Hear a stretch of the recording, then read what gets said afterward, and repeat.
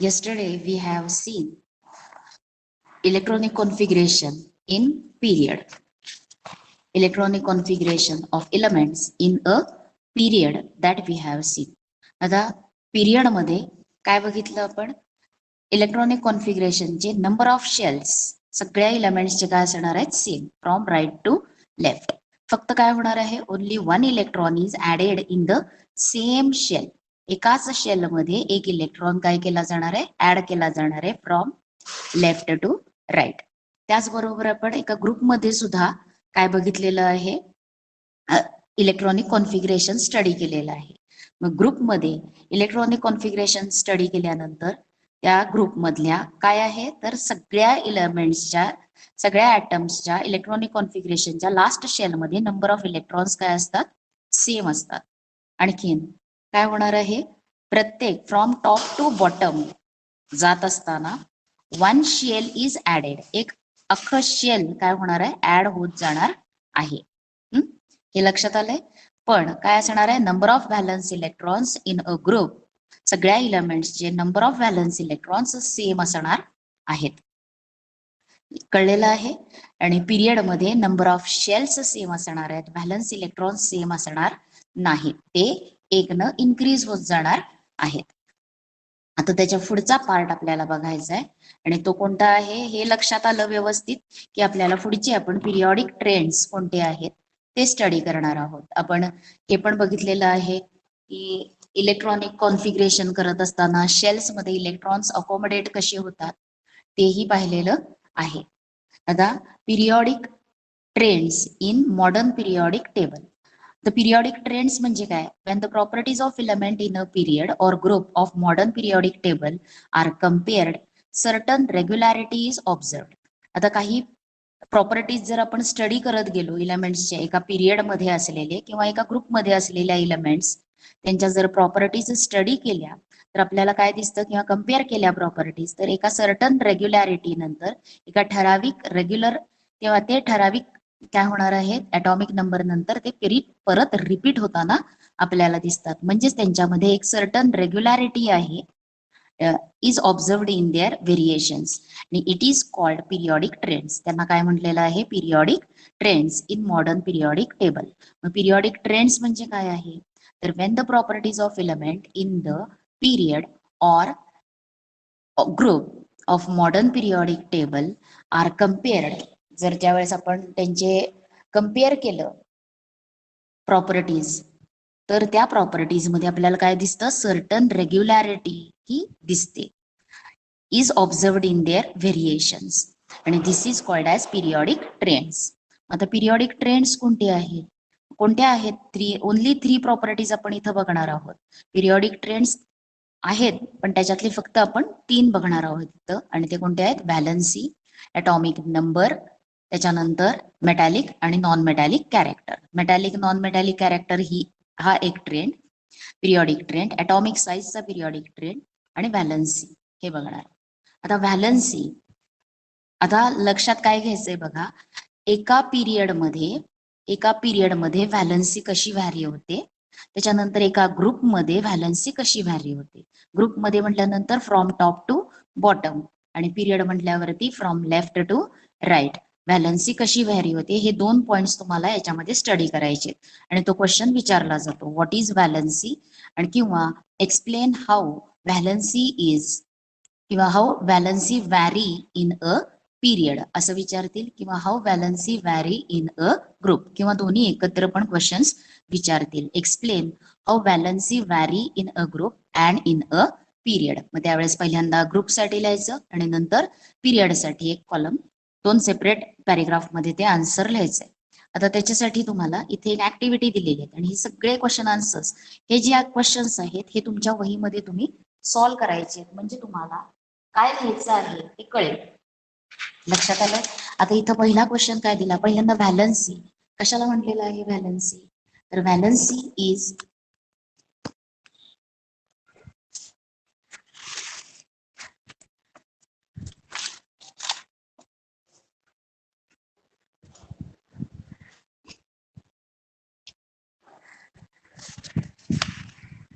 Valency कशाला म्हटलेलं आहे? तुम्हाला व्हॅलन्सीची डेफिनेशन माहिती आहे. काय आहे डेफिनेशन व्हॅलन्सीची? तर इलेमेंट्सच्या किंवा ॲटमची कंबायनिंग पॉवर जी आहे अदर इलेमेंट्स बरोबर, त्याला काय म्हटलेलं आहे? व्हॅलन्सी. आता you have learned in previous standard that valency of an element is determined by, the valency जी आहे ती कशावरून डिटरमाइन होते? तर नंबर ऑफ व्हॅलन्स इलेक्ट्रॉन्स किंवा number of electrons present in the outer shell of its atoms, आणि that is valence electrons. त्यांना काय म्हटलेलं आहे? Valence electrons. कळले? मग व्हॅलन्स इलेक्ट्रॉन्स कशाला म्हटलेलं आहे? तर number of electrons present in the, कशामध्ये प्रेझेंट असणार आहेत ते? Present in the number of electrons present in the outermost shell, त्याच्यावरून आपल्याला व्हॅलन्सी फाइंड करता येते. मग आता valency number of electrons last shell मध्ये किती आहेत त्याच्यावरून आपल्याला व्हॅलन्सी डिटरमाइन करता येते. आणि व्हॅलन्सीची सर्वात आधी तुम्ही 7th 8th मध्ये डेफिनेशन बघितलेली आहे. The combining power of combining capacity of an atom of an element is called as valency. मग आता इथं तुम्हाला व्हॅलन्सी आपल्याला व्हॅलन्स इलेक्ट्रॉन्स किती आहेत त्याच्यावरनं पण डिटरमाइन करता येते. त्याच्यानंतर आपण याच्या आधी बघितलं असेल 9th मध्ये पण तुम्ही स्टडी केलेला आहे व्हॅलन्सी म्हणजे काय. तर काय असणार आहे? जेवढे लास्ट शेल मध्ये किती इलेक्ट्रॉन्स आहेत त्याच्यावरून तो ॲटम स्टेबल होण्यासाठी किती इलेक्ट्रॉन्स डोनेट करतो, किती इलेक्ट्रॉन्स एक्सेप्ट करतो किंवा किती इलेक्ट्रॉन्स तो शेअर करतो, त्या नंबरला काय म्हटलेलं आहे? व्हॅलन्सी. म्हणून व्हॅलन्सीची आणखीन एक डेफिनेशन कोणती आहे? The number of electrons donated किंवा number of electrons accepted by an atom किंवा number of electrons that take parts in sharing, that number is called as valency of that element. कळलेलं आहे? मग आता what is the relationship between the electronic configuration of an element and its valency हे विचारलंय. Relation काय आहे electronic configuration आणि valency यांचं relation काय आहे? आता तुम्ही काल आपण बघितलेले आहेत इलेक्ट्रॉनिक कॉन्फिगरेशन बघितलंय, किती एलिमेंट्स साठी बघितलेलं आहे ते इथं. आता परत मी रिपीट फक्त करणार नाही, पण त्यांचाच एक्झाम्पल घेऊन मी तुम्हाला एक्सप्लेन करणार आहे. आता याच्यामध्ये बघा नंबर ऑफ शेल्स, बेरिलियम इथं आहे फर्स्ट ग्रुप मधले इलेमेंट्स, आणि इथं तुम्हाला त्यांची काय दिसते? Valency electronic configuration. या इलेक्ट्रॉनिक कॉन्फिगरेशन मध्ये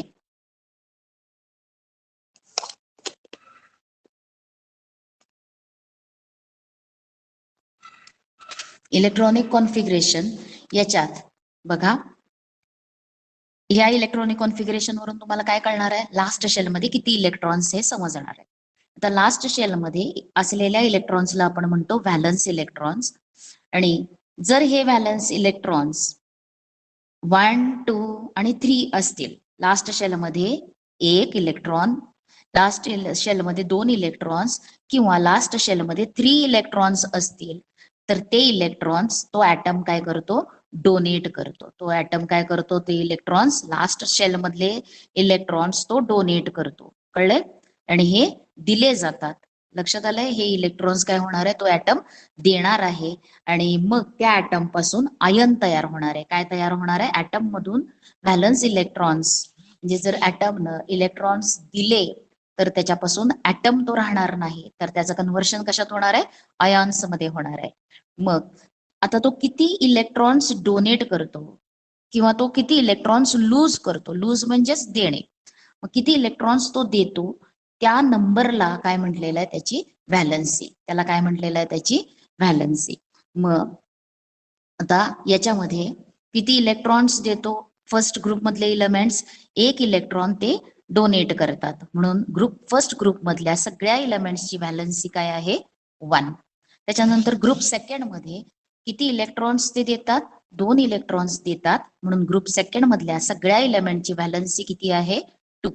त्याच्यानंतर ग्रुप आहे 13th ग्रुप, त्याच्यामध्ये इलेक्ट्रॉन्स त्यांचं इलेक्ट्रॉनिक कॉन्फिगरेशन बघितलं तर त्यांच्या लास्ट शेल मध्ये 3 इलेक्ट्रॉन्स आहेत, आणि हे 3 इलेक्ट्रॉन्स ते देतात, जे केमिकल रिॲक्शन्स ज्या वेळेस होतात, केमिकल रिॲक्शन होत असताना काय घडत असतं, give and take of electrons होतं किंवा शेअरिंग ऑफ इलेक्ट्रॉन्सनं नवीन कंपाऊंड फॉर्म होतात.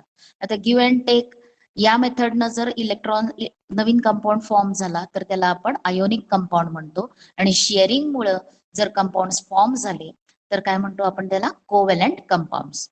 हे सुद्धा स्टडी थोडंफार 9th मध्ये तुम्ही केलेलं आहे. मग इथं 3 इलेक्ट्रॉन्स देणार आहे, म्हणून 13th ग्रुप मधल्या इलेमेंटची व्हॅलन्सी किती आहे, 3. कळलेलं आहे. आता याच्यापेक्षा जेव्हा व्हॅलन्स इलेक्ट्रॉन्स 4 असतील, किती आहेत, लास्ट शेल मध्ये व्हॅलन्स इलेक्ट्रॉन्स 4 असतील. आता 4 असलेला कोणता आहे व्हॅलन्स इलेक्ट्रॉन, 4 असलेला कंपाऊंड तुम्हाला माहिती आहे, कार्बन. कार्बनचा ॲटॉमिक नंबर, आता कार्बन इथं लिहिलं atomic number Z is equal to लिहायचं बरं का. कितीतरी जणांनी इथं कार्बन नंतर इथं फक्त एक नंबर लिहिलाय. क्वेश्चन आन्सर्स ज्यांनी सोडवून पाठवलेले आहेत त्यांच्यासाठी सांगते, आणि बाकीच्यांनी पण लक्ष द्यायचंय. कार्बन इथं इलेमेंट्सचं नेम आहे, इथं काय असणार आहे, ॲटॉमिक नंबर, त्याचं कॉलमला हेडिंग द्या आणि पुढे असणार आहे इलेक्ट्रॉनिक कॉन्फिगरेशन. त्याच्या पुढचा अजून एक कॉलम तुम्हाला ऍड करायचा आहे आता, आणि नंबर ऑफ व्हॅलन्स इलेक्ट्रॉन्स, आणि त्याच्यानंतर अजून एक कॉलम येणार आहे व्हॅलन्सी. कळलंय. इथले क्वेश्चन सॉल्व्ह करत असताना तुम्हाला तसं लिहायला लागणार आहे. मग आता कार्बनसाठी आपण बघितलं तर कार्बनचा ॲटॉमिक नंबर जो आहे तो किती आहे, Z is equal to 6. Electronic configuration त्याचं किती आहे, 2 4. आता नंबर ऑफ व्हॅलन्स इलेक्ट्रॉन्स किती आहेत, 4. आता हे 4 इलेक्ट्रॉन्स तो डोनेट पण करणार नाही आणि तो 4 इलेक्ट्रॉन्स एक्सेप्ट पण करणार नाही. आता डोनेट केल्यावरती त्याचं डुप्लेट होईल, पण एक्सेप्ट केले तर तो ऑक्टेट कंप्लीट करेल आयन, पण तसं होत नाही. कार्बन शेअर्स 4 इलेक्ट्रॉन्स, शेअरिंग होणार आहे तिथे, अँड इट शेअर्स किती इलेक्ट्रॉन्स शेअर करणार आहे, 4 इलेक्ट्रॉन्स शेअर करणार आहे, म्हणून त्याची व्हॅलन्सी किती असणार आहे, 4. कळलेलं आहे. इथं इलेमेंटचं name, atomic number, electronic configuration, इथं काय आहे, व्हॅलन्स इलेक्ट्रॉन्स. त्याच्यानंतर आता हा कार्बन आहे, आता इथं काय काय लिहायला लागणार आहे, give and take or sharing. काय आहे इथे, गिव्ह अँड टेक, आणि काय असणार आहे, ऑर शेअरिंग. मग कार्बन काय करणार आहे, शेअर करणार आहे. कार्बन 4 इलेक्ट्रॉन्स शेअर करणार आहे, देअरफॉर त्याची व्हॅलन्सी किती असणार आहे, 4. कळलंय. आता तसंच आता आपण हे काय बघितलं, ज्यांच्यामध्ये 4 इलेक्ट्रॉन्स आहेत लास्ट शेल मध्ये.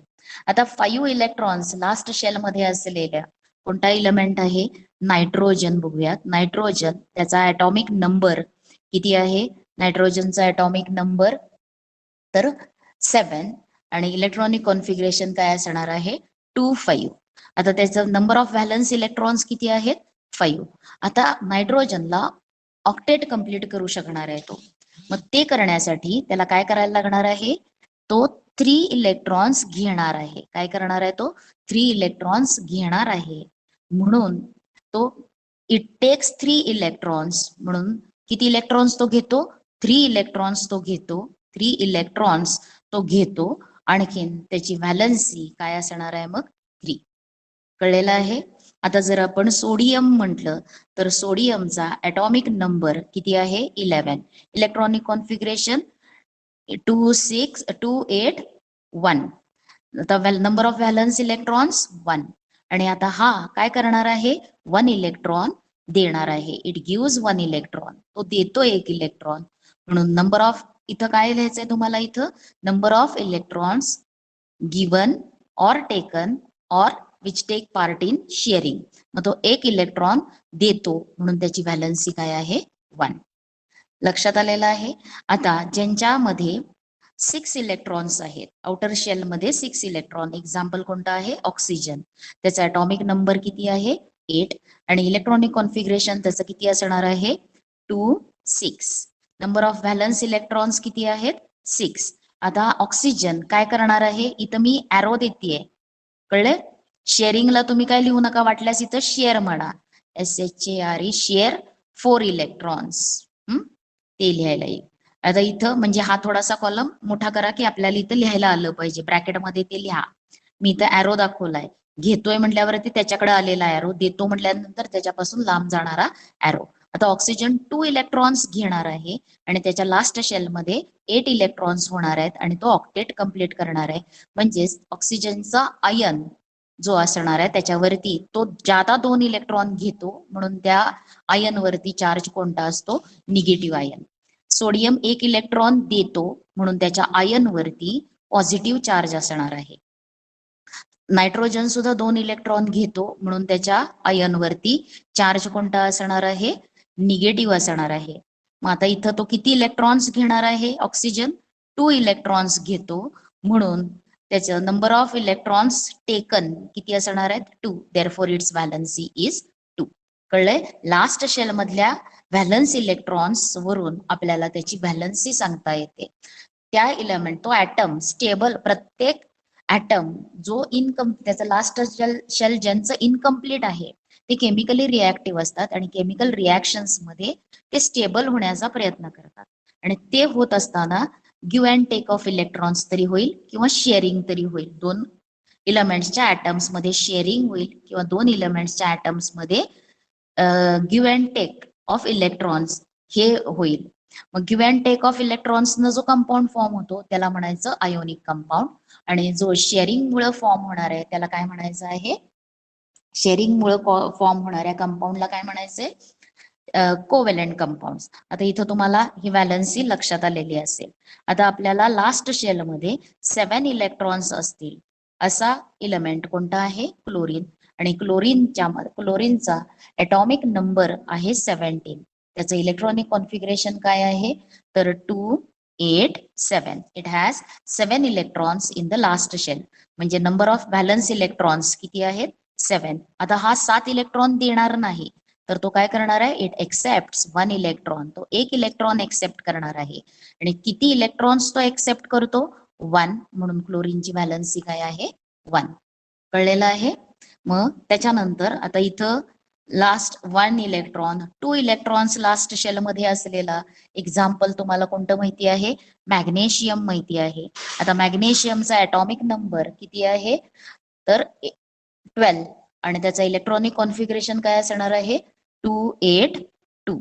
मग तो काय करणार आहे? हे 2 electrons, number of valence electrons 2, आणि ते 2 इलेक्ट्रॉन्स तो देणार आहे. किती देणार आहे तो? 2 इलेक्ट्रॉन्स देतो, म्हणून त्याची नंबर ऑफ इलेक्ट्रॉन्स दिलेले किती आहेत? 2. म्हणून व्हॅलन्सी काय आहे त्याची? 2. कळलेलं आहे? आता जर आपण ज्याचं ऑक्टेट कंप्लीट झालेलं आहे असा ऑर्गॉन घेतला, तर ऑर्गॉनचा ॲटॉमिक नंबर किती आहे? 18. आणि त्याचं electronic configuration 2 8 8. Number of valence electrons किती आहेत? 8. मग तो गिव्ह अँड टेक किंवा शेअरिंग काय करणार आहे का? तर नाही. तिथं काहीही होणार नाही. तो गिव्ह अँड टेक पण करणार नाही, इलेक्ट्रॉन्स देणार पण नाही, घेणार पण नाही, आणि शेअरिंग मध्ये सुद्धा भाग घेणार नाही, कारण त्याचं लास्ट शेल काय झालेलं आहे? फुलफिल झालेलं आहे, ऑक्टेट कंप्लीट केलेलं आहे त्यानं. म्हणून त्याची व्हॅलन्सी किती असणार आहे? 0. म्हणून व्हॅलन्सी किती येणार आहे? 0. लक्षात आलेलं आहे? जरी लास्ट शेल मध्ये 6 इलेक्ट्रॉन्स असले, 7 इलेक्ट्रॉन्स असले, तरी त्यांची व्हॅलन्सी 6 नसते. 5 इलेक्ट्रॉन्स असले, 4 इलेक्ट्रॉन्स असले तरी, आता 5 इलेक्ट्रॉन्स असतील तर व्हॅलन्सी 5 म्हणता येत नाही. कळले? कारण 5 इलेक्ट्रॉन्स तो ऑक्टेट कंप्लीट करण्यासाठी 3 इलेक्ट्रॉन्स घेतो, म्हणून त्याची व्हॅलन्सी 3. त्याच्यानंतर ज्या इलेमेंट्सच्या लास्ट शेल मध्ये 6 इलेक्ट्रॉन्स आहेत ते ऑक्टेट कंप्लीट करण्यासाठी 2 इलेक्ट्रॉन्स घेणार आहे, म्हणून त्याची व्हॅलन्सी 2. त्याच्यानंतर ज्यांच्यामध्ये लास्ट शेल मध्ये 2 इलेक्ट्रॉन्स आहेत, तो 2 इलेक्ट्रॉन देणार आहे. किती इलेक्ट्रॉन्स देतो तो? 2. म्हणून त्यांची व्हॅलन्सी 2. कळलंय? आणि जे इनर्ट गॅसेस आहेत, मग त्याच्यामध्ये एक्झाम्पल आपण निऑन, ऑर्गॉन, क्रिप्टॉन, त्या सगळ्यांच्या लास्ट शेल मध्ये 8 इलेक्ट्रॉन्स आहेत. त्यांनी ऑक्टेट कंप्लीट केलेलं आहे, म्हणून त्यांची व्हॅलन्सी काय राहणार आहे? 0. कळलेलं आहे? मग ही व्हॅलन्सी साठी आहे. आणि आता आपण व्हॅलन्सी इन अ ग्रुप आणि व्हॅलन्सी इन अ पिरियड कसं असतं, चेंज होतो, ते बघूया. आता तुम्हाला मी काल म्हंटल की मी इथं तुम्हाला काय सांगितलेलं होतं? इथं वरती लिहिलेले होते मी नंबर ऑफ व्हॅलन्स इलेक्ट्रॉन्स फक्त लिहिले. पहिल्या ग्रुपमध्ये नंबर ऑफ व्हॅलन्स इलेक्ट्रॉन्स 1. तो 1 इलेक्ट्रॉन डोनेट करतो, म्हणून त्यांची व्हॅलन्सी किती येणार आहे? त्या इलेमेंटची व्हॅलन्सी 1. त्याच्यानंतर दुसऱ्या ग्रुप मधल्या इलेमेंटच्या लास्ट शेल मध्ये number of valence electrons 2. 2 electrons they donate 2 electrons. Therefore the elements in group 2 has valency 2. सगळ्यांची व्हॅलन्सी काय असणार आहे 2. त्याच्यानंतर 13th ग्रुपमध्ये याच्यामध्ये लास्ट शेलमध्ये किती इलेक्ट्रॉन्स आहेत 3 electrons. Those 3 electrons are donated and octet complete असलेला आयन फॉर्म होणार आहे. त्या ॲटम पासून काय तयार होणार आहे ऑक्टेट कंप्लीट असलेला आयन फॉर्म होणार आहे. आता जे इलेक्ट्रॉन्स देतात त्या ॲटम पासून पॉझिटिव्ह आयन तयार होतो. मग इथं फर्स्ट ग्रुप मधले सेकंड ग्रुप मधले 13th ग्रुप मधले काय तयार करणार आहेत पॉझिटिव्ह आयन्स तयार करणार आहेत. त्याच्यानंतर हे सुद्धा मधले सगळे पॉझिटिव्ह आयन्स तयार करणार आहेत. हे सगळे मेटल्स आहेत आणि ते काय करणार आहेत लास्ट शेल मधले त्यांचे इलेक्ट्रॉन्स डोनेट करणार आहेत आणि ऑक्टेट कंप्लीट करून आयन पॉझिटिव्ह आयन फॉर्म करणार आहेत. आता त्याच्यानंतर ज्यांच्यामध्ये 4 इलेक्ट्रॉन्स आहेत लास्ट शेल मध्ये म्हणजे 14th ग्रुप आणि तिथं काय होणार आहेत ते element 4 electron they do not accept 4 electron, they do not donate 4 electron but they share 4 electrons with 4 atoms. इतर 4 atoms बरोबर ते 4 इलेक्ट्रॉन्स ते शेअर करणार आहेत. therefore their valency is 4. आता 15th ग्रुप मध्ये लास्ट शेल मध्ये किती इलेक्ट्रॉन्स आहेत 5. मग ते 5 इलेक्ट्रॉन्स ते देणार नाहीत. ते देणार नाहीत. मग ते काय करणार आहेत तर ते एक्सेप्ट 3 इलेक्ट्रॉन्स ते 3 इलेक्ट्रॉन्स घेणार आहेत. therefore their valency is 3. आता आपण इथं नंबर ऑफ व्हॅलन्स इलेक्ट्रॉन्स लिहिलेले आहेत. आता मी वरती काय लिहितेय व्हॅलन्सी लिहितेय. पहिल्या ग्रुपची व्हॅलन्सी किती आहे 1. त्याच्यानंतर दुसऱ्या ग्रुपची व्हॅलन्सी 2. 13th ग्रुप त्याची व्हॅलन्सी आता आपण सेकंड पिरियड आणि थर्ड पिरियड साठी बघूयात. मग इथं 13th ग्रुप त्याची व्हॅलन्सी किती आहे 3. 14th group valency 4. आता 15th ग्रुप व्हॅलन्सी 3. त्याच्यानंतर 16th ग्रुप व्हॅलन्सी किती येणार आहे 2 आणि 17th ग्रुप त्याची व्हॅलन्सी 1. आणखीन जो 18th ग्रुप आहे त्याची व्हॅलन्सी किती असणार आहे 0. कळलंय. म्हणजे व्हॅलन्सी इन अ पिरियड लक्षात येतं. Valency of an element in a period. आता सेकंड पिरियड जर बघितला तर valency increases from left to right. Left पासून राईट कडे जाताना ती इन्क्रीज होते.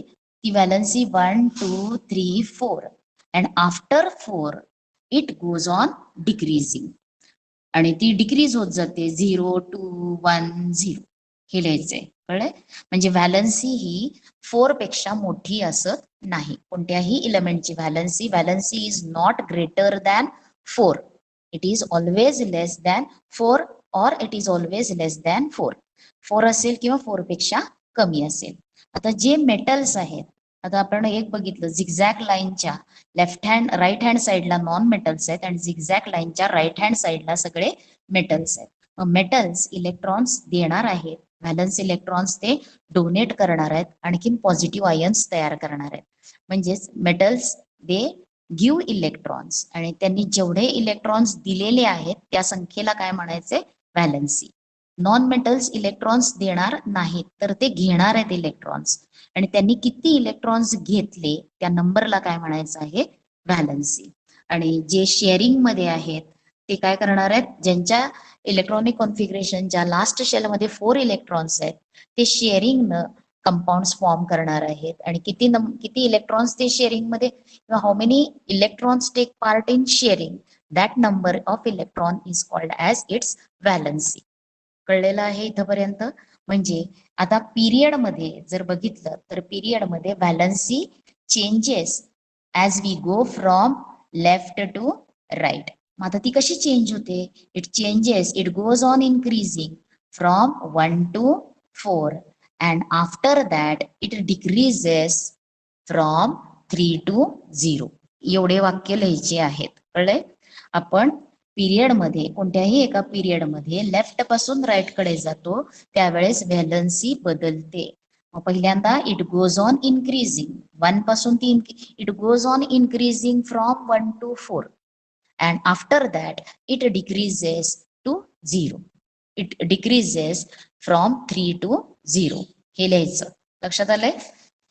आणि आता ग्रुपमध्ये जर बघितलं तर ग्रुपमध्ये सगळ्या इलेमेंट्सची valency from top to bottom काय असणार आहे same. In a group from top to bottom all elements have same valency. कळले? कारण त्यांचा नंबर ऑफ व्हॅलन्स इलेक्ट्रॉन्स प्रत्येक एलिमेंटचा काय आहे? Same. Therefore their valency is same. Give रिझनला क्वेश्चन विचारला जातो. ग्रुप 1 मधल्या किंवा ग्रुप 2 मधल्या इलेक्ट्रॉन्सची व्हॅलन्सी 2 असते. एक्सप्लेन.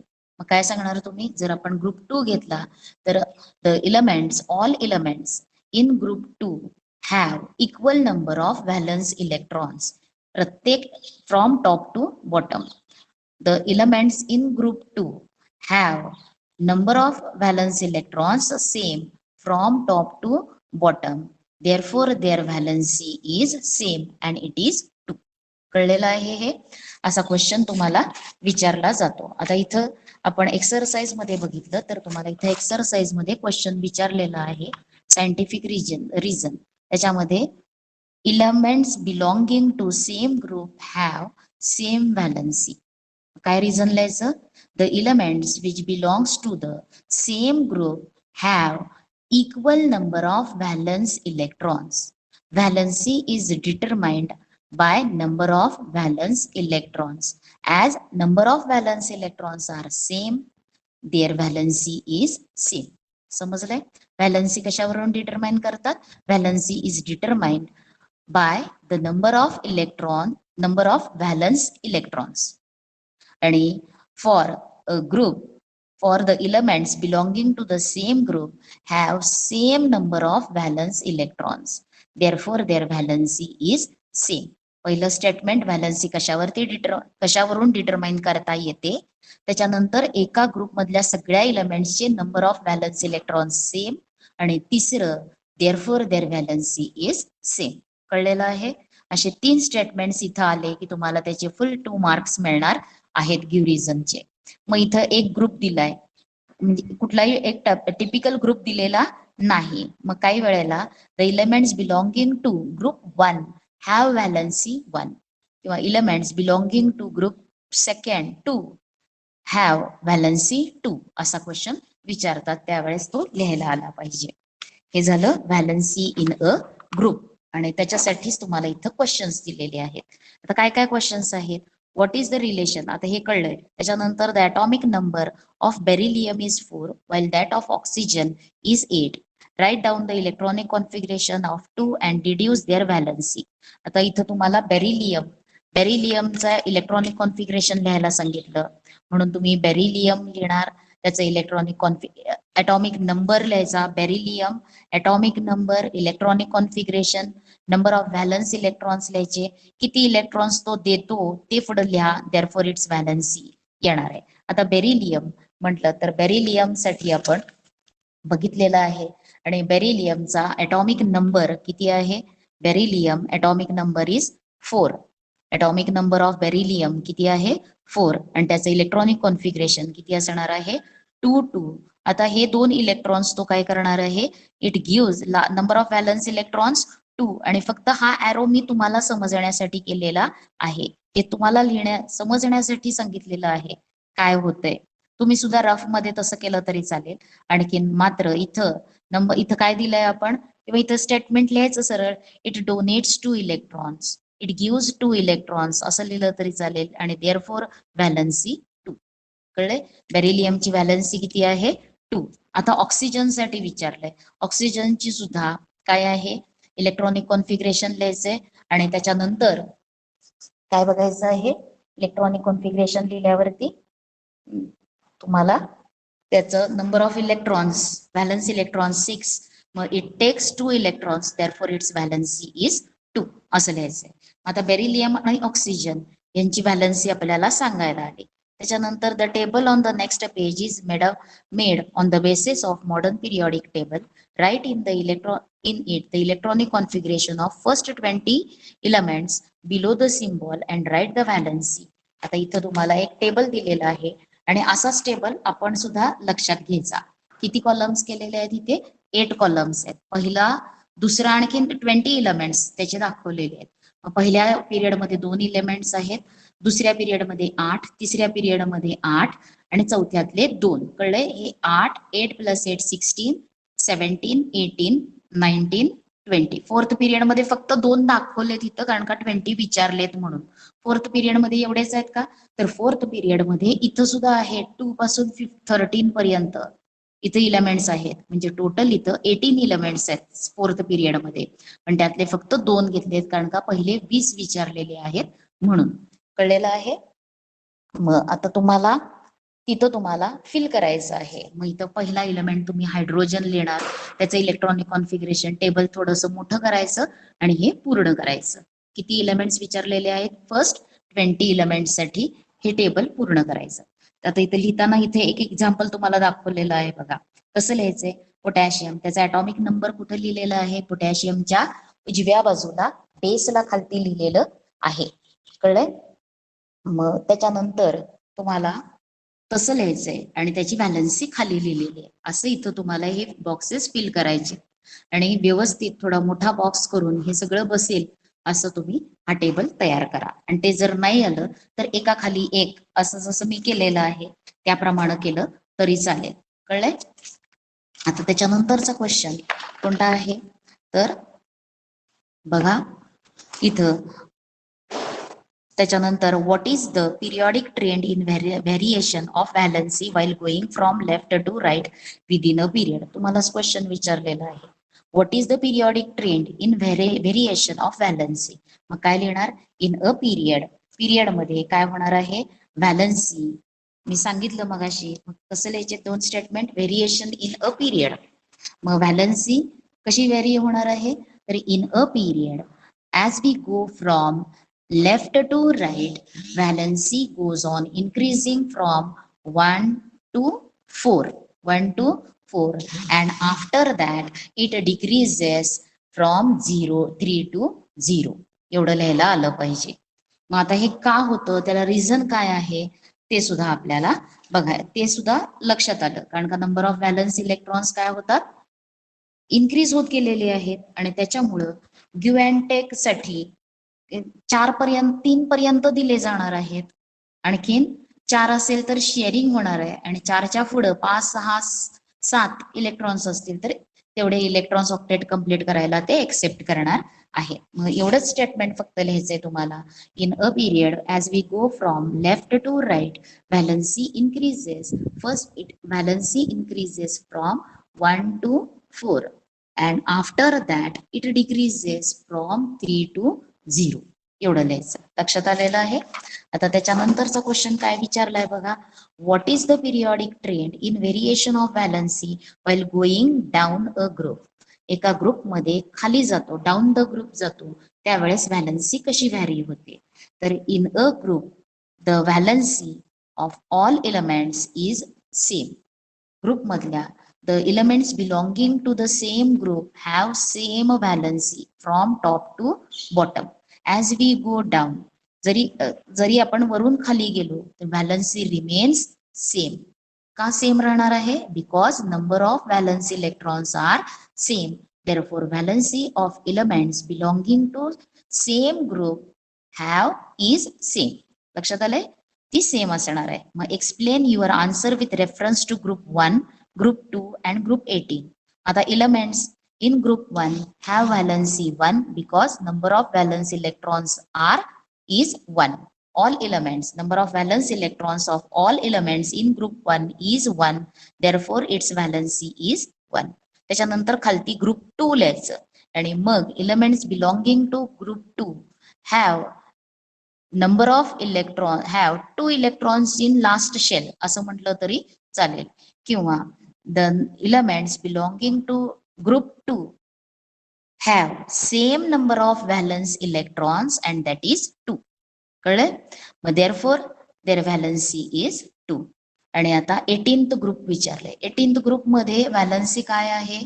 तर 18th group elements except helium all other elements have completed octet.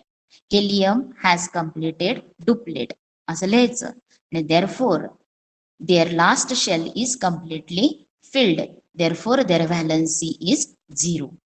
कळलंय? हे तुम्हाला 3 एक्सप्लेन करायला सांगितले.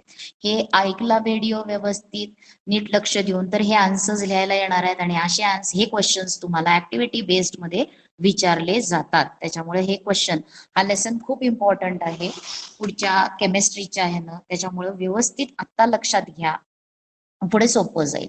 हे झालं कुठली पिरियडिक ट्रेंड बघितला आपण, व्हॅलन्सी. कोणता बघितलेला आहे? व्हॅलन्सी साठी बघितलेला आहे. आता